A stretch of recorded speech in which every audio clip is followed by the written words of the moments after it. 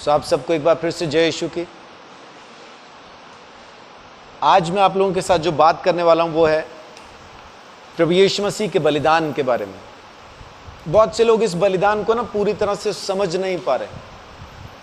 अभी भी इस बलिदान के अंदर बहुत कुछ वो कमियां ढूंढते हैं। यीशु मसीह परमेश्वर का इकलौता बेटा जमीन पे आके हमारे लिए बलि हो गया, कुर्बान हो गया, खत्म हो गया। लेकिन लोगों को, अब लोग कौन? ये बाइबल पढ़ने वाले लोग, और किसी की बात नहीं कर रहा हूं। जो बाइबल पढ़ने वाले लोग हैं, जो अपने आप में ज्ञानवान लोग हैं, जो विद्वान लोग हैं, बुद्धिमान लोग हैं, वचन के गहरे भेद को जानते हैं, ऐसा दावा करने वाले लोग हैं, वो लोग यीशु मसीह के बलिदान को समझ नहीं पा रहे। प्रभु यीशु मसीह के बलिदान में कमियां बताते हैं। उस दिन दो जन अनु को और प्रीति को रतनगढ़ में बैठ के सिखा रहे थे कि यीशु मसीह के लहू में क्या क्या कमी है। यीशु मसीह ने अपना लहू बहा दिया, दरवाजा तो खोल दिया, लेकिन उद्धार नहीं हुआ है, बता रहे थे। इनको 1.5 घंटा सिखाया। उसके बाद जब मैं आया तो मुझे 1.5 मिनट भी नहीं सिखाया और भाग गए वहां से। मैंने बोला मुझे सिखाओ तो मुझे बताओ तो, लेकिन वो तो उन्होंने अपना लड़िया तड़िया समेटा और वहां से चल दिए। और फिर मैंने उनको कहा दोबारा लौट के नहीं आना, दोबारा नहीं आना। आज तो तुम लोग जा रहे हो, दोबारा आओगे तो मैं भेजूंगा, है ना। तो वो समझ जाना चाहिए उनको। कोई आवारा कुत्ता घर में घुस जाए तो क्या करते हैं आप? मार के भगाते हैं। झूठे शिक्षक भी उन्हीं कुत्तों में से एक कुत्ते हैं। बाइबल कहती घर में भी आने नहीं देना, सलाम भी नहीं करना, नहीं तो तुम भी उनके पाप के भागीदार ठहरोगे। जो झूठी शिक्षा दे रहा है उसको आप कुत्ते के जैसा हड़का के निकाल सकते हैं, दिक्कत नहीं। उसमें यह नहीं लगेगा नहीं नहीं प्रभु ने कहा माफ करो। वो माफ उनको करो जिन्होंने आपके खिलाफ कुछ बुरा किया है, उन्हें माफ नहीं करना है। जो शिक्षा झूठी लेके आते हैं उनको निकाल देना है, सुनना भी नहीं। आज मैं आपके साथ प्रभु यीशु मसीह के बलिदान के बारे में बात करूंगा, लेकिन शुरू करते हैं वहां से जहां से बलिदान शुरू हुए। और बलिदान कहां से शुरू हुए? लेव अवस्था से। लेव अवस्था की पहली आयत बताती है कि परमेश्वर ने मूसा को अपने तंबू के पास बुलाया।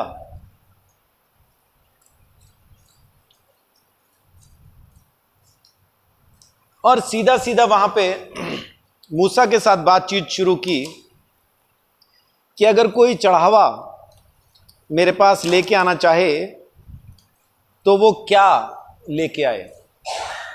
चढ़ावा बोले तो ऑफरिंग, एक गिफ्ट, परमेश्वर के पास आना। चढ़ावे का जो इब्रानी भाषा के अंदर आपको मतलब मिलता है, उसका मतलब है नजदीक आना, पास आना। आप लोग भी अपने मन के अंदर सोच के देखिए कि जो लोग आपको गिफ्ट देते हैं ना, टाइम टाइम पे आपको जिनकी तरफ से गिफ्ट मिलते रहते हैं, वो लोग आपकी जिंदगी में कुछ खास अहमियत रखते हैं। आप भी उनको याद रखते हैं अच्छे टाइम पे, है ना। भले बुरे टाइम में आप उनको याद रखते हैं। जो आपको याद रखते हैं आप उनको, यानी ये गिफ्ट जो है आपको एक दूसरे के पास ले आते हैं। इसका मतलब ये नहीं कि हम लालची हैं, इसका मतलब ये है कि उसको भी हमारी परवाह है और हमें भी उसकी परवाह है। हम साथ में रहना चाहते हैं। बीवी का जन्मदिन कोई भूल जाए तो क्या होता है?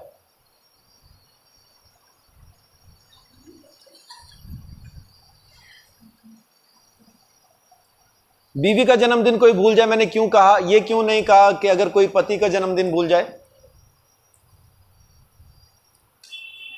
क्योंकि इनको याद रहता है, पता नहीं कैसे।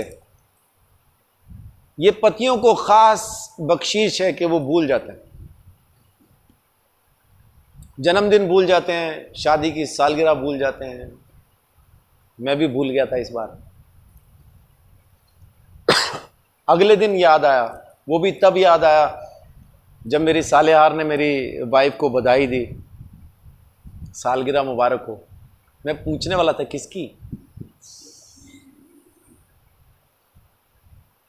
7 जुलाई को हमारी शादी हुई थी, किसी को भी याद नहीं, चर्च में भी किसी को याद नहीं।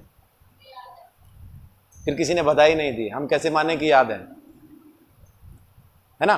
सो ये गिफ्ट जो है आपको एक दूसरे के पास रखते हैं, नजदीक रखते हैं, वो प्रेम जाहिर करते रहते हैं।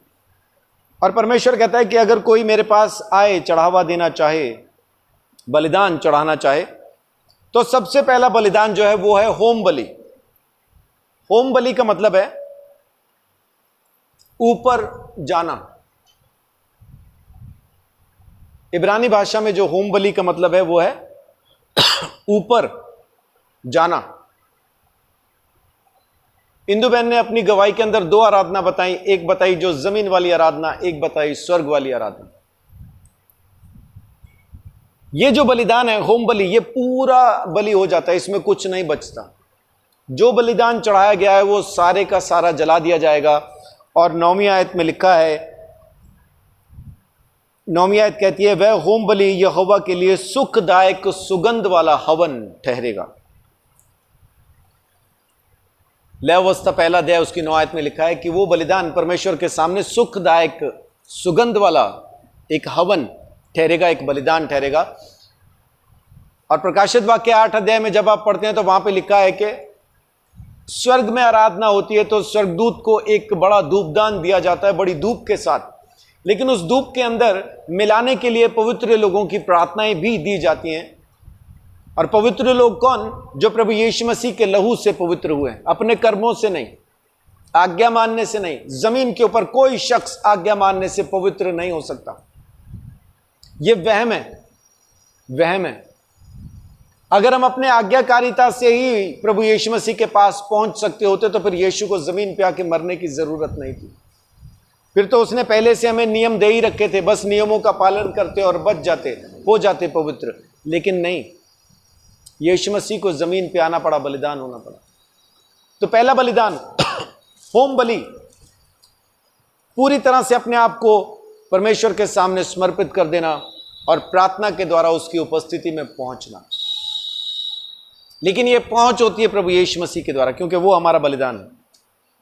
पहले मैं आपको सिर्फ बलिदान के बारे में बताता हूं, उसके बाद फिर हम देखेंगे कि पुराने नियम में जो बलिदान चढ़ाए गए वो किस तरह से थे, जो कि सिर्फ प्रतिबिंब थे।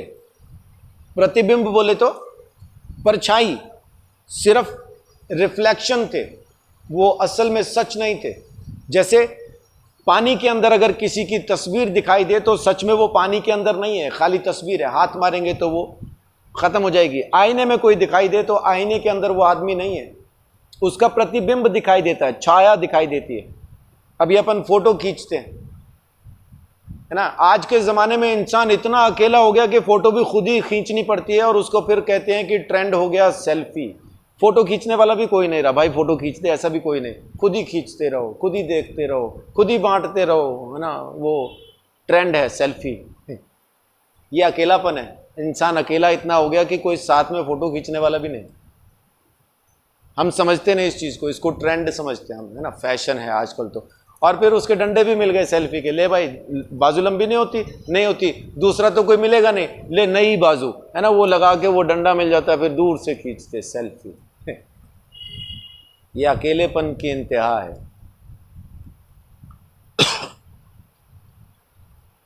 पहले मैं आपको ये बलियां बता दूं कि बलियां क्या है, उसके बाद फिर देखेंगे कि यीशु मसीह ने हमारे लिए क्या किया। ये सब प्रतिबिंब हैं, सिर्फ तस्वीरें हैं, फोटो हैं। असल बलिदान प्रभु यीशु मसीह ने दिया। लेकिन इनमें क्या है जो प्रभु यीशु मसीह ने वहां पे पूरा किया, वो समझ में आएगा। दूसरा है अन्न बलि। ये इसको अगर आप इब्रानी भाषा में कहना चाहें तो आप बोलेंगे मिनखा। मिनखा मतलब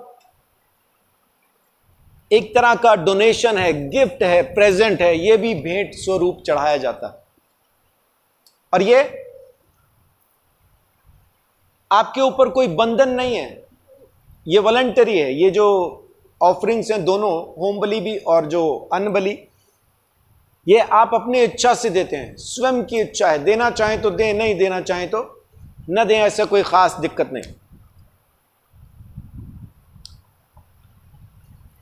तीसरा बलिदान जो कि तीसरे अध्याय में आता है, पहला बलिदान पहले अध्याय में, दूसरा दूसरे अध्याय में, तीसरा तीसरे अध्याय में, वहां पे लिखा है मेल बलि।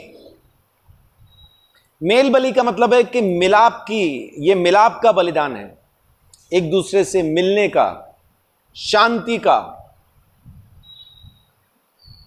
इस बलिदान का अगर नाम आप इब्रानी भाषा में देखें तो इसका नाम है शहलेम, यानी शांति का दान है, ये शांति की ऑफरिंग है। परमेश्वर और हमारे बीच में शांति हो गई, मेल हो गया, है ना। रोमियो 5 अध्याय के अंदर जब आप पढ़ते हैं, उसका 9 और 10 में जब आप पढ़ेंगे, वहां लिखा है यीशु मसीह के लहू के द्वारा हमारा मेल परमेश्वर से हो गया। यीशु मसीह हमारा मेल है, यह भी स्वयं की इच्छा से। चौथा बलिदान पाप बलिदान, चौथे अध्याय में पाप बलि। यह शब्द आपने बहुत बार सुना होगा, लेकिन आपको यह नहीं पता होगा कि यह शब्द इब्रानी भाषा का शब्द है। इब्रानी भाषा में पाप बलि को बोलते हैं खता। खता आपने ये बहुत सारे गीतों में सुना होगा, खता सुना कभी, है ना। मेरी खता क्या है, यानी मेरा कसूर क्या है, मेरा दोष क्या है, मेरा गुनाह क्या है। हाँ जी, अरबी में, उर्दू में खता। खता का मतलब है पाप। इसमें जो आदतन, जो हमें आदत है, जिस पाप के हम हैबिचुअल हैं, जो स्वभाव से हम पाप करते आते हैं, वो भी आते हैं, और वो भी आते हैं जो हमने अनजाने में किए। और इसका और जो आप अगर आप मतलब देखना चाहें तो इसका मतलब है सजा भी और पवित्रीकरण भी, प्योरिफिकेशन भी इसका अर्थ है। पनिशमेंट भी है, प्योरिफिकेशन भी है।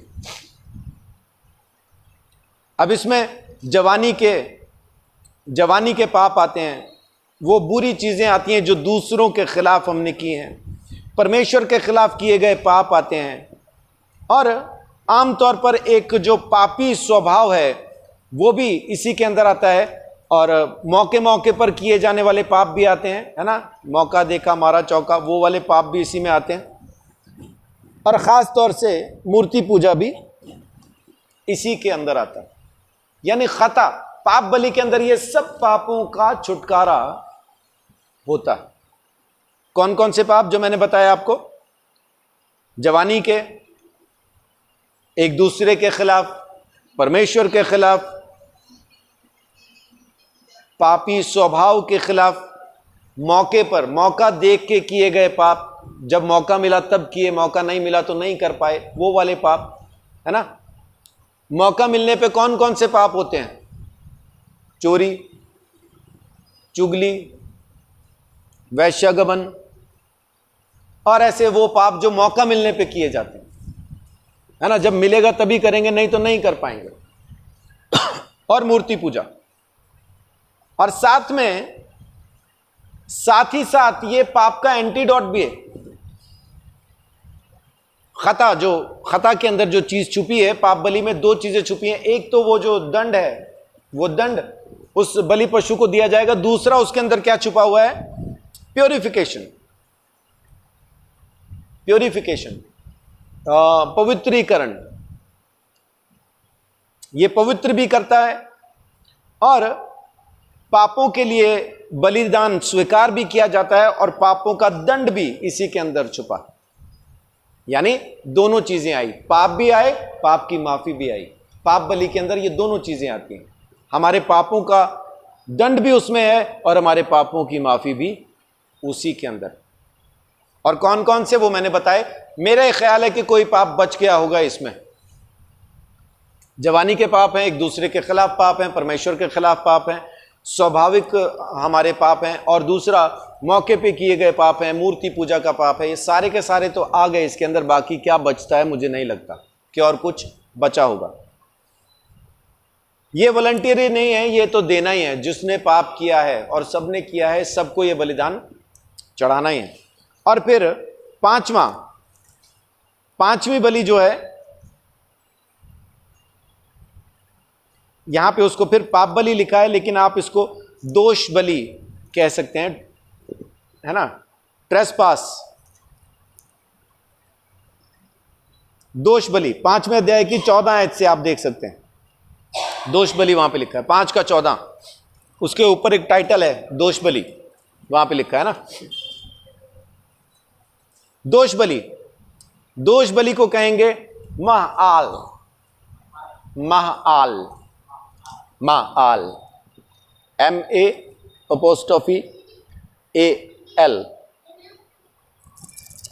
महाआल।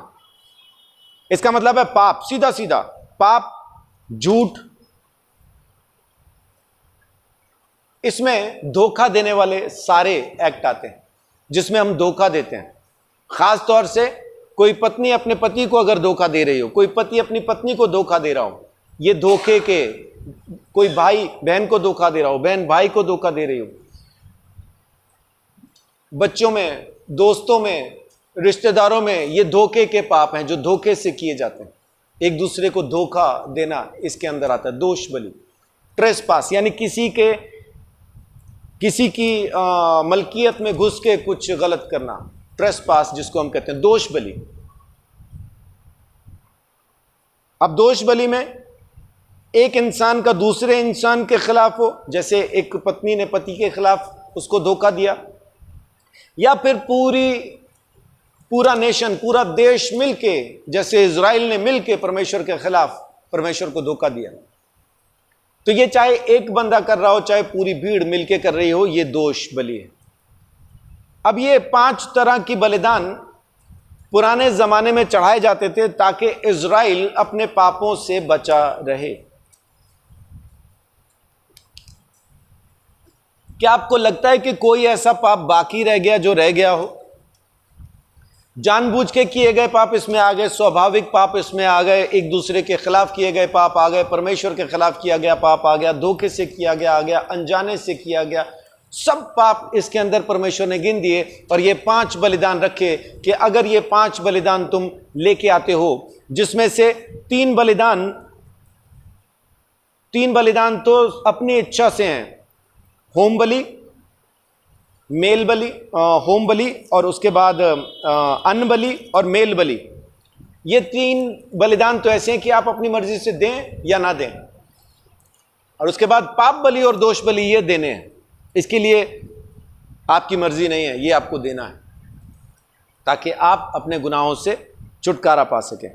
अब देखते हैं कि इसका क्या सिस्टम परमेश्वर ने पुराने नियम में रखा। ये उस टाइम पे परमेश्वर ने अपनी इन बलिदानों को हमारे सामने रखा जब उसने जमीन पे आके मेल वाले तंबू में, वाचा के तंबू में रहना शुरू किया और मूसा को अपने पास बुलाया। परमेश्वर के पास जाने के लिए इन बलिदानों की जरूरत पड़ी। अगर हम ये बलिदान नहीं करते, परमेश्वर की उपस्थिति में जिंदा नहीं रह सकते थे, उसकी उपस्थिति में जा ही नहीं सकते थे। वो ये चाहता था कि हम उसके पास आए। अब देखिए, अब मेरे साथ सिर्फ आप ये देखते रहिएगा कि परमेश्वर ने बार बार कहा, अपने हाथ उस पे रख, अपने हाथ उस पे रख, अपने हाथ उस पे रख, अपने हाथ बलि वाले पशु पे रख। देखिए 1 का 4, अपना हाथ होम बलि पशु के सिर पे रख। 3 का 8, और अपने चढ़ावे के पशु के सिर पर हाथ रखे। 4 का 4, द्वार के आगे उसके सिर पर हाथ रखे, है ना। उस लिखा है कि मिलाप वाले तंबू के द्वार पर यहोवा के आगे ले जाकर उसके सिर पर हाथ रखे। 4 का 15, वहां पे फिर लिखा है यहोवा के आगे उस बलि पशु के सिर पर हाथ रखें। और उसके बाद 24 में लिखा है, 4 का 24 में लिखा है निर्दोष बलि पशु के सिर पर हाथ धरें। और फिर उसका 29 में लिखा है, अपना हाथ पाप बलि पशु के सिर पर रखें। और फिर 4 का 33 में लिखा है, और अपना हाथ पाप बलि पशु के सिर पर रखें। यह लगातार आपको मिलेगा कि उसके सिर पर हाथ रखें, उसके सिर पर हाथ रखें, उसके सिर पर हाथ रखें। कारण क्या है? 16 का 21 में पढ़ता हूं। 16 का 21 में लिखा है, हारून अपने दोनों हाथों को जीवित बकरे पर रखकर इज़राइल के सब अधर्म के कामों और उनके सब अपराधों अर्थात उनके सारे पापों को अंगीकार करे और उनको बकरे के सिर पर धरकर उसको किसी मनुष्य के हाथ, यानी हाथ रखने का मतलब है कि जो उस पशु को लेके आया है वो अपने सारे पाप उस पशु के ऊपर डाल सकता है। यह साल भर के लिए ही था, 1 साल के लिए उसके पाप खत्म, अगले साल उसको फिर वो बलिदान लेके आना। प्रभु यीशु मसीह जब यूहन्ना के पास यरदन नदी पे बपतिस्मा लेने के लिए गया तो यूहन्ना ने कहा कि मुझे तो तुझसे बपतिस्मा लेना चाहिए। तब यीशु ने कहा कि आज ऐसा ही होने दे, क्योंकि हमें इसी रीति से धार्मिकता को पूरा करना है। यूहन्ना कोई यूं ही पैदा नहीं हो गया था और खाली ये प्रचार करने के लिए पैदा नहीं हुआ था, मन फिराओ परमेश्वर का राज्य निकट है। जिस तरह से प्रभु यीशु मसीह के पैदा होने की भविष्यवाणी पुराने नियम के अंदर की गई है, यूहन्ना की भी की गई। यशायाह नबी की किताब में उसकी भविष्यवाणी है कि जंगल में पुकारने वाले की आवाज। मलाकी के अंदर परमेश्वर कहता है कि इससे पहले कि वो दिन आए मैं अपने आगे आगे एलिया नबी को भेजूंगा। और यीशु मसीह ने इस बात की गवाही दी कि यूहन्ना बपतिस्मा देने वाला ही वो एलिया है जो पैदा होने वाला था, पैदा हो चुका। यूहन्ना हारून के खानदान में पैदा हुआ, उसका बाप महायाजक था। जिस साल वो परम पवित्र स्थान के अंदर था, उस दिन स्वर्गदूत ने जकरिया को, जो यूहन्ना का बाप है, दर्शन देके कहा कि तेरे यहां पे बेटा होगा। यह इस बात को साबित करता है। और लूका 1:5 में जब आप उसके परिवार के इंट्रोडक्शन को पढ़ते हैं तो वहां पे लिखा है कि वो याजक था, महायाजक था, अबिया के दल से था और उसकी बीवी भी लेवी थी, लेवी वंश की थी। इसका मतलब हारून के वंश से ये पैदा हुआ है। उसकी बीवी भी हारून के वंश की थी। ये हारून का वंशज है। इसका मतलब कि जो यूहन्ना बपतिस्मा देने वाला है वो पैदा होने की वजह से, अपने हक की वजह से, क्योंकि वो हारून के खानदान से है, तो याजक है जिसके पास ये अधिकार है कि वो जिंदा निर्दोष बकरे पर हाथ रखकर किसी के भी पाप उस बकरे पे ट्रांसफर कर सकता है। यीशु मसीह जब बपतिस्मा लेने के लिए आया तो यूहन्ना ने यही किया कि सारे जगत का पाप उसने प्रभु यीशु मसीह पे डाल दिया। वो यीशु को पहचानता नहीं था। पता कैसे चला कि यही है जिसने सारे जगत का पाप उठा लिया?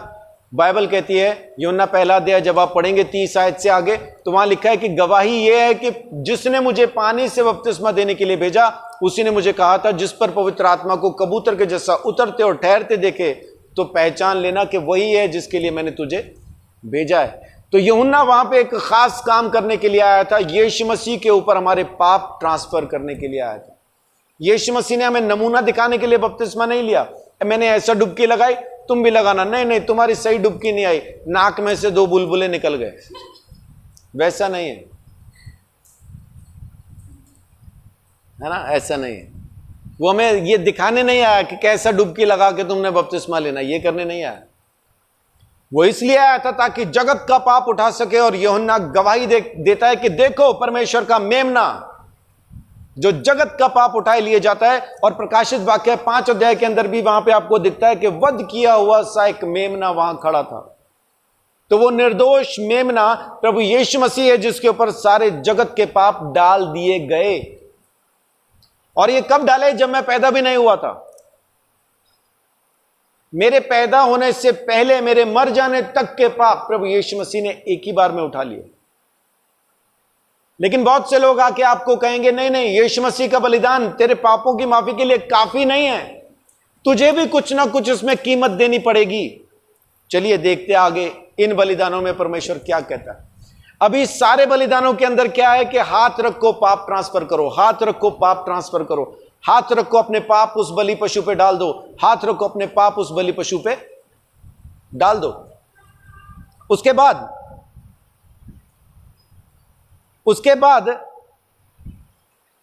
उसका लहू, उस मेमने का, उस बलि पशु का जो लहू है, वो जरूरी है कि परमेश्वर के सामने उसकी वेदी पर छिड़का जाए, ताकि पापों की माफी हो सके, पापों के लिए छुटकारा मिल सके। और ये बार बार आपको मिलेगा, है ना। 1:5 में लिखा है, क्या लिखा है? याजक वे लहू समीप ले जाकर उस वेदी के चारों ओर छिड़कें जो मिलाप वाले तंबू के द्वार पर है। फिर 1:10 में वे उसके लहू को वेदी के चारों ओर छिड़कें। और फिर 1:15 में उसका सारा लहू उस वेदी के बाजू पर गिराया जाए। 3:2 में, 3:2 भी यही कहता है, हारून के पुत्र जो याजक हैं उसके लहू को वेदी के चारों ओर छिड़कें। 8 का भी लहू को वेदी के चारों ओर छिड़कें। 3:13, 3 का ये 8 था, 3:13 है, हारून के पुत्र उसके लहू को वेदी के चारों ओर छिड़कें। 4:5 और 6 वहां पे लिखा है, और अभिषिक्त याजक बलि पशु के लहू में से कुछ लेकर मिलाप वाले तंबू में ले जाएं, और याजक अपनी उंगली लहू में डुबो कर और उसमें से कुछ लेकर पवित्र स्थान के बीच वाले पर्दे के आगे यहोवा के सामने 7 बार छिड़कें। और फिर 15 से 18, मंडली के वृद्ध लोग अपने अपने हाथों से यहोवा के आगे बलि पशु के सिर पर हाथ रखें, और वह बछड़ा यहोवा के सामने बलि किया जाए। और अभिषिक्त याजक बलि पशु के लहू में से कुछ मिलाप वाले तंबू में ले जाएं, और याजक अपनी उंगली लहू में डुबो कर उसके बीच वाले पर्दे के सामने 7 बार यहोवा के सामने छिड़कें। और 25 में लहू में से कुछ लेकर होम बलि की वेदी के सींगों पर लगाएं। और उसके बाद 30 में याजक उसके लहू में से अपनी उंगली से कुछ लेकर होम बलि की वेदी के सींगों पर लगाएं, और उसके सब लहू को वेदी के पाए पर उंडेल दें। और उसका 34 में, 4:34 में उसके सब लहू को वेदी के पाए पर उंडेल दें। याजक अपनी उंगली से पाप बलि के लहू में से कुछ लेकर होम बलि की वेदी के सींगों पर लगाए, और सब लहू को वेदी के पाए पर उंडेल दे। 5:9 में पाप बलि पशु के लहू में से कुछ वेदी के बाजू पर छिड़के, और कुछ लहू शेष रहे वह वेदी के पाए पर गिराया जाए, और वह पाप बलि ठहरेगा। इसका मतलब बिना लहू, खाली बलिदान करने से नहीं, उस बलि पशु का लहू भी परमेश्वर के सामने चढ़ाया जाना जरूरी है। जब तक वो लहू परमेश्वर की वेदी पे छिड़का न जाए, पापों से छुटकारा नहीं होगा। अब सोचने वाली बात यह है कि क्या प्रभु यीशु मसीह का लहू परमेश्वर की वाचा के संदूक पर, उस वेदी पर छिड़का गया, या यीशु मसीह का लहू वो कलवरी पहाड़ के ऊपर बह गया और खत्म हुआ? मेरे अंदर एक बड़ा सवाल था इस बात को लेके कि यीशु मसीह का लहू परमेश्वर के वाचा के संदूक पर कब छिड़का गया, किस तरह से छिड़का गया, मुझे नहीं समझ में आया। लेकिन एक दिन YouTube पे मैं कुछ चीजें ढूंढ रहा था, तो मेरे मन के अंदर आया कि चलो वाचा का संदूक ढूंढ के देखते हैं कि मिल गया कि नहीं मिला। तो मैंने वो ढूंढ के देखा कि वाचा का संदूक आज कहाँ है, क्या वो मिल गया? तो मुझे वीडियोस मिली कि वाचा का संदूक मिल चुका है। मैंने देखना शुरू की, तकरीबन 1 घंटे की वो वीडियो थी। उसमें बताया गया है कि एक आर्कियोलॉजिस्ट को परमेश्वर का आत्मा बार बार कहता था, यहां खोद, यहां खोद। वो खोद नहीं रहा था, वो दूसरे देश में चला गया, शायद अफ्रीका चला गया। वहां पे भी परमेश्वर उससे बात करता रहा, यरूशलेम जा, यरूशलेम जा, वहां पे जाके खुदाई कर जहां मैं बता रहा हूं। वो लौट के आया, अपने सब नौकरों के साथ लौट आया, और एक खास जगह की तरफ उसके नौकर ने इशारा किया, और वहां की लोकल भाषा में बोलने लगा, जो उसको आती भी नहीं थी। इन्होंने वहां खुदाई करना शुरू किया। ये नीचे पहुंचे, वहां पे इनको एक कोई चीज थी जो कि चमड़े की चादर के नीचे ढकी हुई थी। लेकिन वो चादर साइड से थोड़ी हटी हुई थी, उसका कोना दिखाई दे रहा था, और जो कोना दिखाई दे रहा था वहां पे कुछ ब्राउन से कलर का कुछ गिरा हुआ था उसके ऊपर।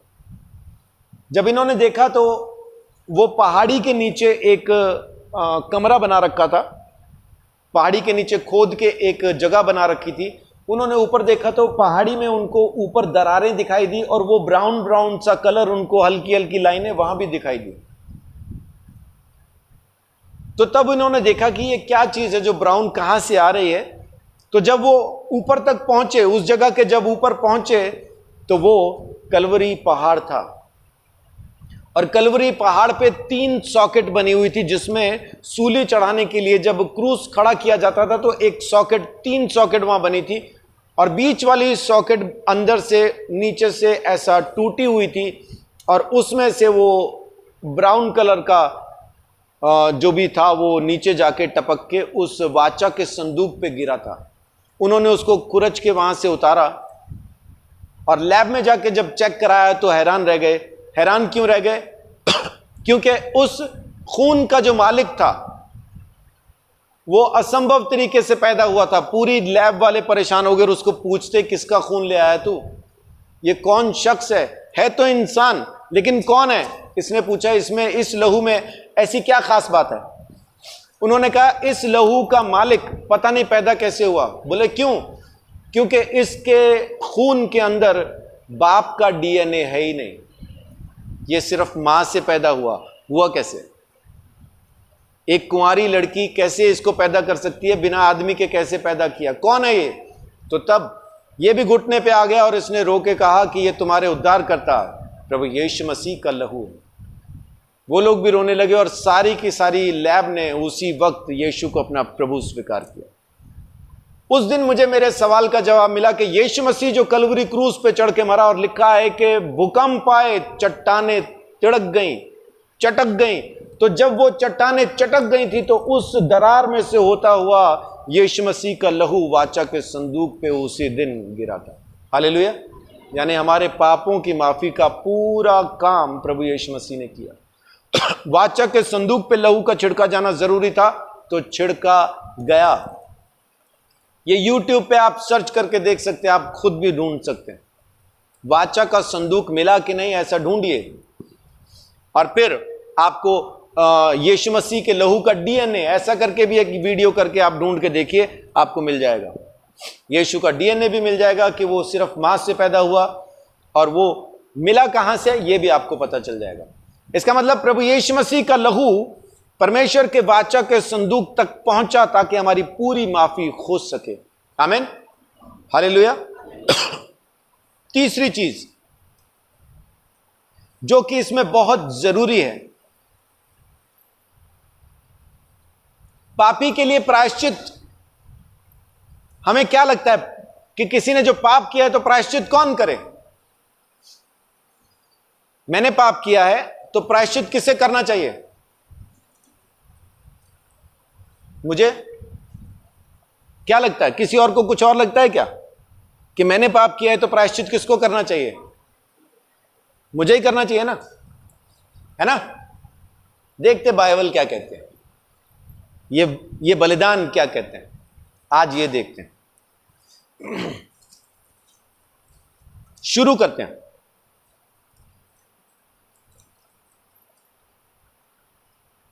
चौथा अध्याय और उसकी 20वीं आयत। अपने साथ 420 ही हो रही। क्या लिखा है? जैसे पाप बलि पशु से किया गया था, वैसे ही इससे भी करें। इस भांति याजक इजरायलियों के लिए प्रायश्चित करे, तब उनका वह पाप क्षमा किया जाएगा। कौन कर रहा है प्रायश्चित? यहां पे इजरायलियों के लिए प्रायश्चित कौन कर रहा है? तो इजरायलियों को करना चाहिए ना प्रायश्चित। मन फिराओ तो इजरायलियों को करना चाहिए, प्रायश्चित तो इजरायलियों को करना चाहिए। कर रहा कौन है यहां पे? याजक। शायद यहां स्पेलिंग मिस्टेक है, दूसरी आयत देख लेते हैं। 26 में देखिए क्या लिखा है।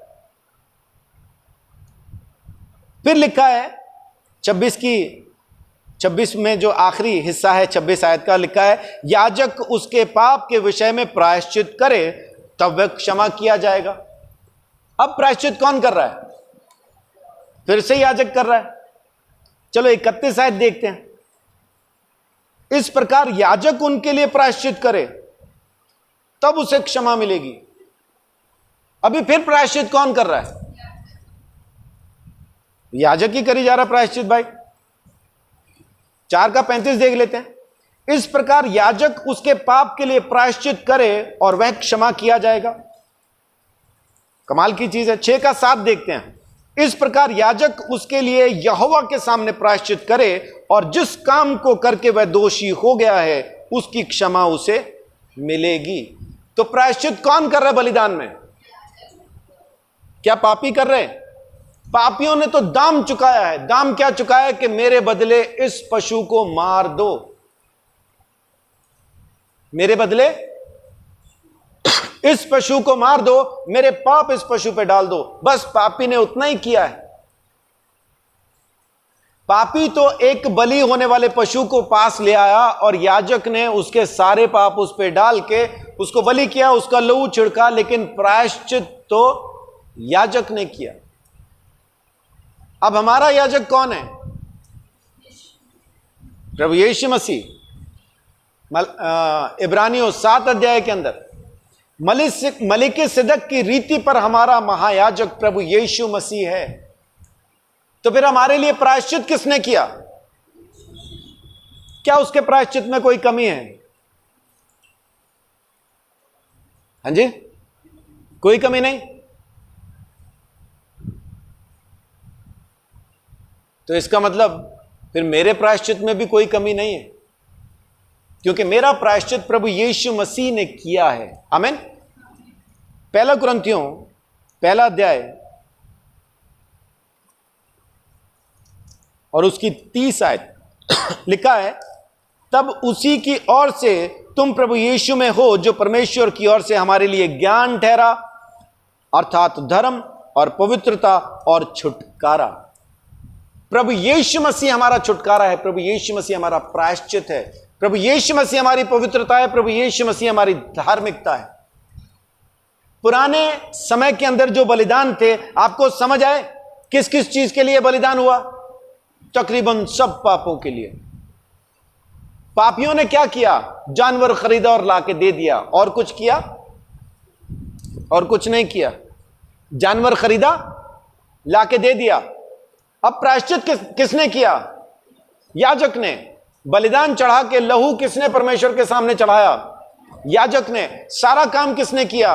याजक ने। माफी किसको मिली? पापी को।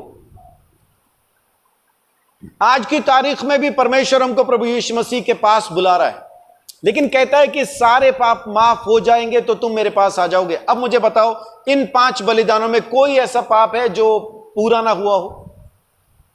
सब पूरे हो गए। सब पूरे हो गए। इब्रानियों 10 अध्याय मेरे साथ अभी आप निकाल लीजिए। एक बार आज उसको पढ़ के देखते हैं, क्योंकि जब तक आप उसको पूरा ना पढ़ें समझ में नहीं आता। उसका टाइटल है सिद्ध बलिदान। लिखा है, क्योंकि व्यवस्था जिसमें आने वाली अच्छी वस्तुओं का प्रतिबिंब है पर उसके असली स्वरूप नहीं, इसलिए उन एक ही प्रकार के बलिदानों के द्वारा जो प्रतिवर्ष अचूक चढ़ाए जाते हैं, पास आने वालों को कदापि सिद्ध नहीं कर सकती। हालांकि ये आज्ञा मान के बलिदान चढ़ाए जा रहे हैं। बिना आज्ञा के हैं क्या ये बलिदान? नहीं है। बिल्कुल विधि के मुताबिक चढ़ाए जा रहे हैं। विधि विधान सब पूरा हो रहा है, लेकिन पापों की माफी तब भी पूरी तरह से नहीं मिल रही। आप पूरी तरह से व्यवस्था का पालन कर रहे हैं, लेकिन तब भी पापी ही हैं। हर साल लेके आओ बलिदान तब, लेकिन आप पूरी तरह से सिद्ध नहीं हो पा रहे। अगर सिद्ध हो जाते तो दूसरी आयत कहती है, नहीं तो उनका चढ़ना बंद क्यों ना हो जाता। इसलिए जब सेवा करने वाले एक ही बार शुद्ध हो जाते तो फिर उनका विवेक उन्हें पापी न ठहराता, परंतु उनके प्रति वर्ष पापों का स्मरण हुआ करता है। क्योंकि यह अनहोना है कि बैलों और बकरों का लहू पापों को दूर करे। इस कारण वो जगत में आते समय कहता है, बलिदान और भेंट तूने न चाही, पर मेरे लिए एक देह तैयार की। होम बलियों और पाप बलियों से तू प्रसन्न नहीं हुआ। तब मैंने कहा, देख मैं आ गया हूं। पवित्र शास्त्र में मेरे विषय में लिखा हुआ है, ताकि हे परमेश्वर तेरी इच्छा पूरी करूं। ऊपर तो वो कहता है, तूने बलिदान और भेंट और होम बलियों और पाप बलियों को चाहा, ना तो तूने उनको चाहा और ना उनसे प्रसन्न हुआ। यद्यपि ये बलिदान तो व्यवस्था के अनुसार चढ़ाए जाते हैं, ये व्यवस्था के अनुसार चढ़ाए जाते हैं, तब भी परमेश्वर को प्रसन्न ना कर सके।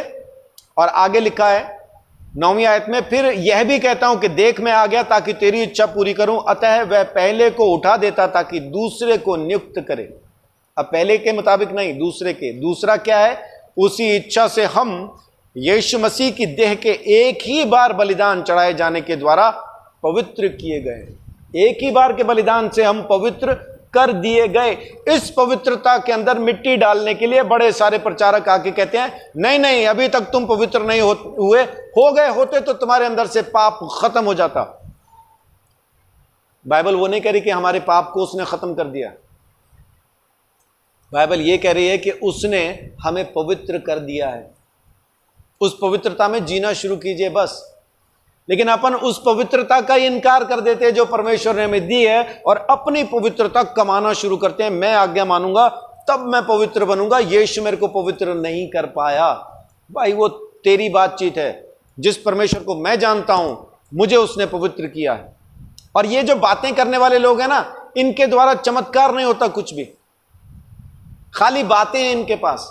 ना इनके पास चमत्कार है, ना इनके पास भविष्यवाणी, कुछ नहीं। अगर प्रभु यीशु मसीह के जैसा आपको बनना है, अगर आप बन गए हैं प्रभु यीशु मसीह के जैसा, तो खाली बातों और चाल चलन में आप यीशु मसीह के जैसा दिखाई नहीं देंगे, कामों में भी दिखाई देंगे। यीशु मसीह ने जमीन पे आके मुर्दे जिंदा किए, कोड़ियों को शुद्ध किया, बीमारों को चंगा किया, दुष्ट आत्माओं को निकाल दिया। वो भी तो साथ में कीजिए, क्योंकि प्रभु यीशु मसीह का राज्य है, स्वर्ग का राज्य है, बातों में नहीं, सामर्थ में है। 1 कुरिन्थियों 4:20 में लिखा है, जहां तक मुझे याद है ना।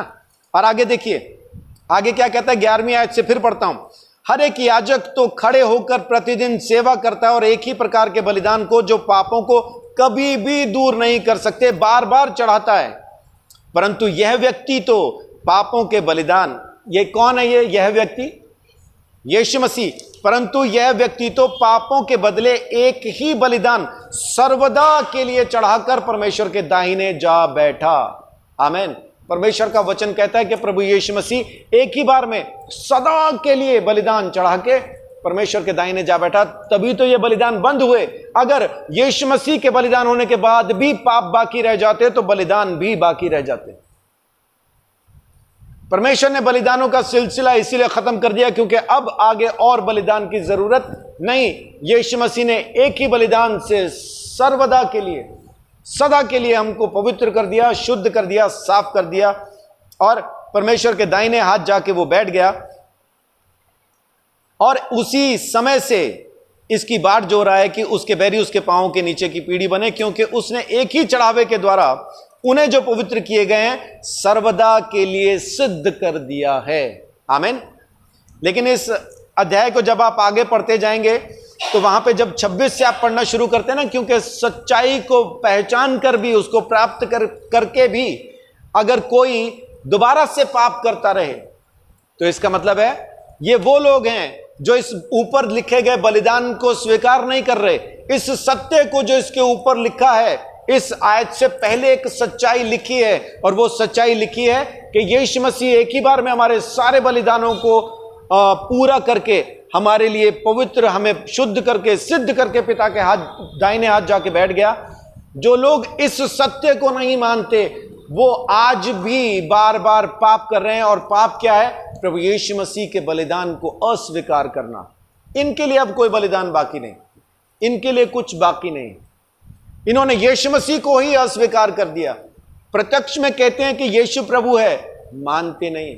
इनके कर्म बताते हैं कि इनके खुद के कर्म इनके परमेश्वर हैं। ये अपने कर्मों से पवित्र होंगे, यीशु के लहू से नहीं।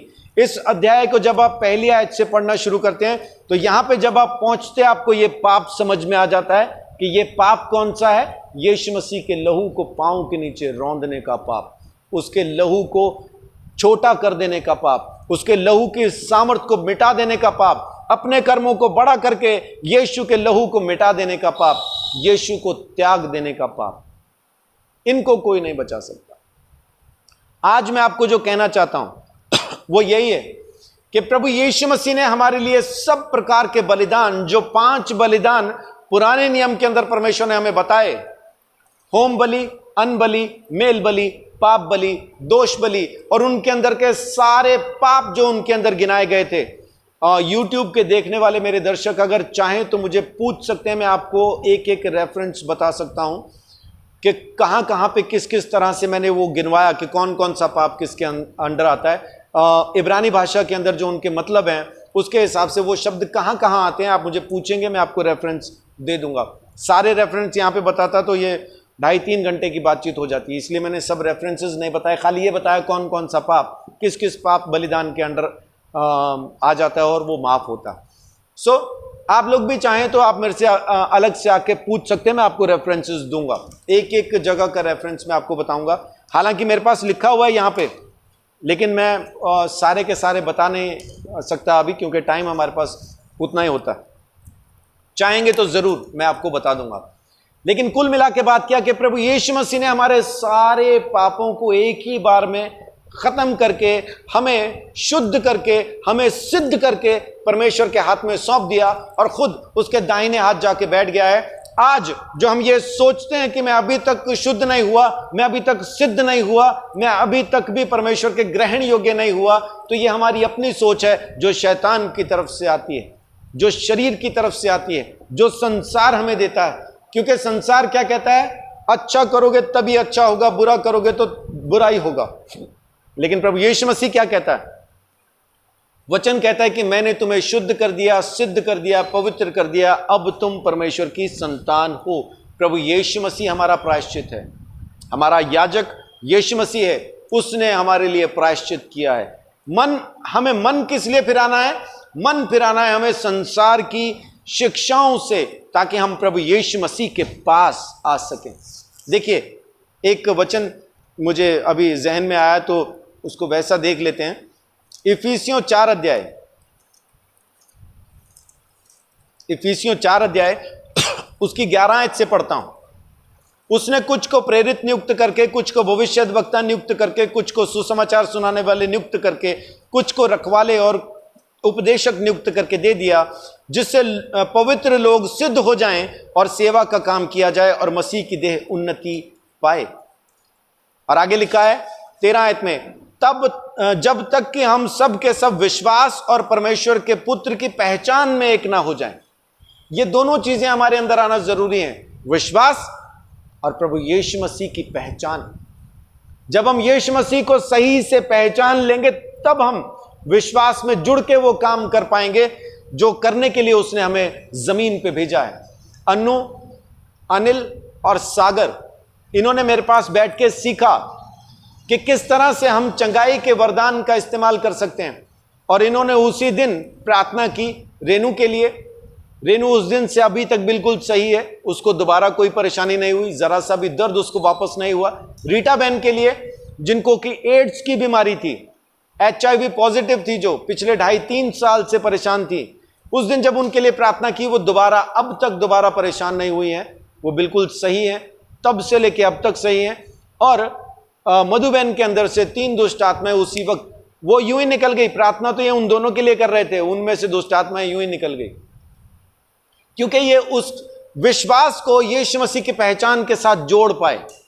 जब आपका विश्वास यीशु की पहचान से जुड़ता है तब काम करता।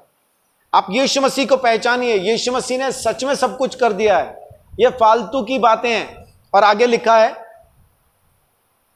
जब तक कि हम सिद्ध ना हो जाए, सबके सब विश्वास और परमेश्वर के पुत्र की पहचान में एक ना हो जाएं और एक सिद्ध मनुष्य ना बन जाएं और मसीह के पूरे डील डॉल तक ना बढ़ जाएं। यानी जैसा यीशु मसीह था वैसे ही जब तक हम ना बन जाएं, हमें सीखते रहना, परमेश्वर के वचन से जानते रहना, जब तक उसकी पहचान को ना समझेंगे। और 14 आयत पढ़ने के लिए मैंने ये सब कुछ पढ़ा है, ताकि हम आगे को बालक ना रहें जो मनुष्यों की ठग विद्या और चतुराई से और उन भ्रम की युक्तियों के उपदेश के हर एक झोंके से उछाले और इधर उधर घुमाए जाते हैं।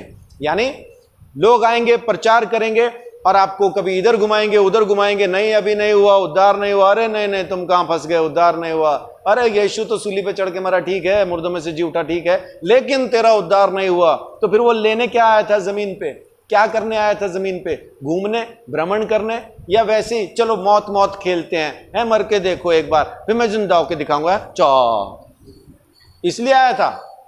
इसलिए नहीं आया था। वो आया था काम करने के लिए, एक खास काम करने के लिए, जिसको पूरा करके वो गया है। अगर वो कोई काम करने आया तो जमीन के ऊपर यीशु मसीह ने जरूर एक दिन कहा होगा पूरा हुआ। क्या कभी उसने कहा? कब कहा पूरा हुआ?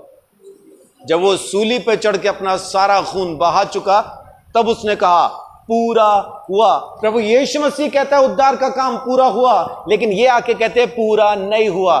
तेरी नहीं मानता भाई, यीशु की मानता हूं, क्योंकि मेरा प्रभु यीशु है, तू नहीं है। तेरे जैसे कई आएंगे, कई जाएंगे, बहुत से घूमते हैं जमीन के ऊपर बाइबल उठा के, सबकी नहीं सुनता, डंडे से हाँक देता हूं, नहीं मानता। यीशु ने कहा पूरा हुआ का मतलब है पूरा हुआ। तू कितना ही कहता रहा नहीं हुआ नहीं हुआ, तेरी नहीं सुनता। तेरी वो इसी में वचन सुनाएंगे, वचन में से ढूंढ ढूंढ के बताएंगे, लेकिन पूरा अध्याय नहीं, बीच में से एक आयत, ये देखो ये लिखा है, ऊपर भी कुछ लिखा, नहीं वो छोड़ो, ये लिखा है। और अपने वचन को सही करने के लिए क्या बोलते हैं? वचन क्या झूठ बोल रहा है? ऐसा ही मुझे किसी ने कहा, नहीं जो मैं आपको वचन बता रहा हूं क्या वचन झूठ बोल रहा है? नहीं मैंने कहा जो वचन आपने बताया सच बोल रहे हैं, वो वाले वचन झूठ बोल रहे जो मैं बता रहा हूं। फिर गड़बड़ आ गया, फिर वो थोड़ा सा हड़बड़ आ गया, नहीं वो ये नहीं बोल रहा हूं। हाँ यही तो बोल रहे तुम, हमारे वचन झूठे हैं, तुम्हारे वचन सच्चे हैं। जा भाई अपने सच्चे वचन के साथ वहां घूम जहां तेरा सत्य वचन तुझे ले जाए। मेरे लिए यीशु मसीह का वचन काफी है। यीशु ने कहा मैंने तेरे सारे पापों को खत्म किया, तेरे सारे पापों के दंड को खत्म किया। उनको यही नहीं समझ आया आज तक यीशु ने खत्म क्या किया। वो सोचते हमारे पाप खत्म कर दिए। अगर पाप खत्म किए तो अब तुम में पाप क्यों है? कहां लिखा उसने हमारे पाप खत्म किए? लिखा है कि उसने हमारे पापों का दंड सह लिया, हमारी सजा को खत्म किया है। पापों को खत्म नहीं किया, दंड सह लिया है उसने। तो आज मैं आपको भी वही कहता हूं, जब आप विश्वास और परमेश्वर की पहचान को समझ जाओगे तो जो चाहोगे सो कर पाओगे। आमीन। कितने लोगों को आज ये विश्वास हुआ कि सच में यीशु ने मुझे मेरे पापों से, पूरे दंड से माफ कर दिया? सच में समझ आ गया? आज वो बलिदान मैंने इसीलिए आप लोगों के साथ शेयर किए ताकि आप इन बलिदानों को समझ के ये जान पाएं यीशु मसीह ने कौन कौन से पाप और किस किस तरह से माफ किए। आपके पास बाइबल है, लेवी व्यवस्था पहला अध्याय से लेके छठे अध्याय तक जब आप जाएंगे आपको ये सारे बलिदान वहां पे मिलेंगे। दोबारा से बैठ के पढ़ो, दोबारा बैठ के पढ़ो, वहां क्या क्या लिखा है आपको समझ में आएगा। याजक के हाथ रखने से, पापी के हाथ रखने से पाप ट्रांसफर हो रहे हैं। उसका लहू बलिदान किया जा रहा है, लेकिन प्रायश्चित तो याजक करता और माफी मिलती है उसको जो परमेश्वर के सामने बलि होने वाले पशु को लेके आया। आज हमारा याजक भी यीशु मसीह है, बलि होने वाला जानवर भी यीशु मसीह है, और जिस पे वो लहू छिड़का जाना वो वाचा का संदूक भी यीशु है, और परमेश्वर भी प्रभु यीशु है। सब कुछ उसने खुद ही इंतजाम करके सब खुद हमारे लिए पूरा किया है। आमीन। सो उस परमेश्वर का धन्यवाद जो जिंदा खुदा हमारे साथ है और अपने अनुग्रह से उसने हमें बचाया, संभाला और आगे भी संभालेगा। प्रभु आप सबको बहुत आशीष दे, आप पे अपना अनुग्रह बना के रखे। आप सबको जय यीशु की।